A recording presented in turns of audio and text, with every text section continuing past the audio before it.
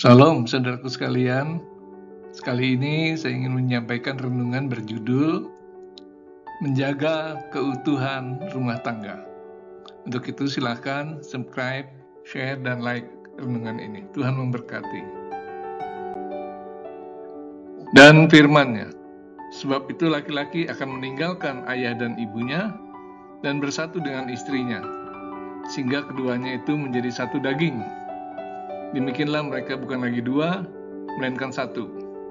Karena itu, apa yang telah dipersatukan Allah tidak boleh diceraikan manusia. Matius 19 ayat 5-6. Tingkat perceraian di Indonesia amatlah tinggi. Hampir sekitar 1.000 perceraian setiap hari. Bagaimanakah perceraian di kalangan Kristen? Saat ini belum ada data resmi, namun diperkirakan cukup banyak. Mengapa perceraian di kalangan Kristen bisa terjadi, padahal secara tegas dilarang Tuhan? Dan bagaimana menghindari perceraian, khususnya di kalangan Kristen? Ternyata ada banyak penyebab perceraian. Untuk menghindarinya, mari pelajari penyebabnya agar pasangan yang sudah menikah atau yang akan menikah dapat mengantisipasi sebelumnya. Perceraian tidak terjadi secara tiba-tiba, tapi melalui proses cukup lama. Karena itu, keutuhan pernikahan harus terus diperjuangkan, sebab banyak kasus yang dapat menimbulkan perceraian. Berikut ini adalah kira-kira penyebabnya. Yang pertama, pernikahan muda. Pernikahan muda sering terjadi karena hamil duluan. Keduanya belum siap secara mental maupun ekonomi. Akibatnya, keduanya bekerja serabutan dan hidup kekurangan. Karena tidak tahan, umumnya rumah tangga ini hancur. Sebab itu jagalah kekudusan saat pacaran. Jangan buru-buru menikah dan persiapkan dulu mental dan ekonomi saat akan menikah. Yang kedua, suami terkena PHK. Sulit mendapat pekerjaan kembali. Sering terjadi pertengkaran antara keduanya. Suami putus asa dan lari ke narkoba atau peristiwa kriminal. Untuk menghindarinya, berdoalah pada Tuhan. Istri juga harus berpenghasilan, memberi semangat agar suami mau bekerja lagi, dan suami pun jangan menjaga gengsi. Yang ketiga adalah tinggal berjauhan. Karena tuntutan kerja, suami istri harus hidup berjauhan. Jika situasi ini berlangsung lama, berpotensi menyebabkan terjadinya kehancuran rumah tangga. Karena itu, berusahalah tinggal serumah kembali. Tapi jika tidak mungkin, tingkatkan kebersamaan dengan saling berkunjung, selalu berkomunikasi, menjaga kesetiaan, dan saling percaya. Yang keempat, penghasilan suami lebih rendah dari istri. Dalam situasi ini, terkadang istri bersikap dominan. Suaminya merasa tertekan. Banyak kejadian suaminya bertemu wanita lain yang menyanjungnya, lalu mereka jatuh cinta. Bahaya perceraian pun mengintai. Ingatlah, suamimu adalah kepala keluarga yang harus dihargai. Yang kelima, menopang orang tua. Sebelum menikah, pasanganmu adalah penopang keluarganya. Setelah menikah, masih melakukannya. Jika tidak dipahami, bisa memicu keretakan rumah tangga. Firman Tuhan mengajarkan membantu orang tua, tapi sebatas mampu saja. Jangan melarang, tapi juga perhitungkan kebutuhan keluarga sendiri. Yang keenam, hidup boros. Hidup boros dan bermewah-mewah pun berpotensi menimbulkan masalah rumah tangga. Pinjam sana, hutang sini, suami memarahi istri, istri menyalahkan suami.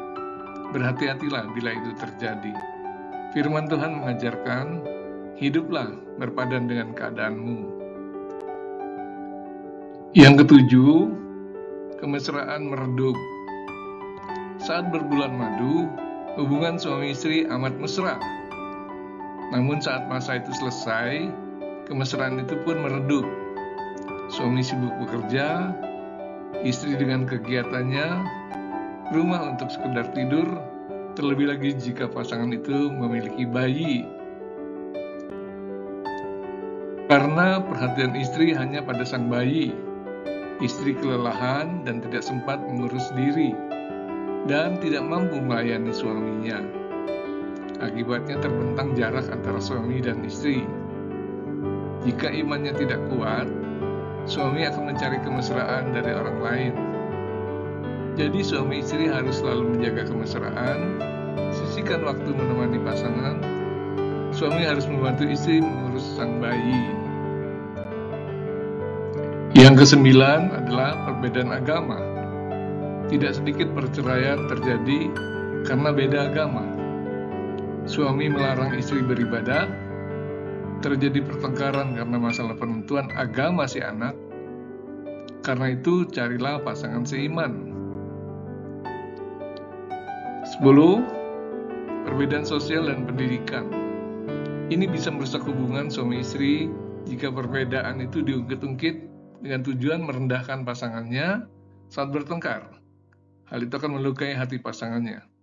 Jadi janganlah pernah merendahkan pasangan.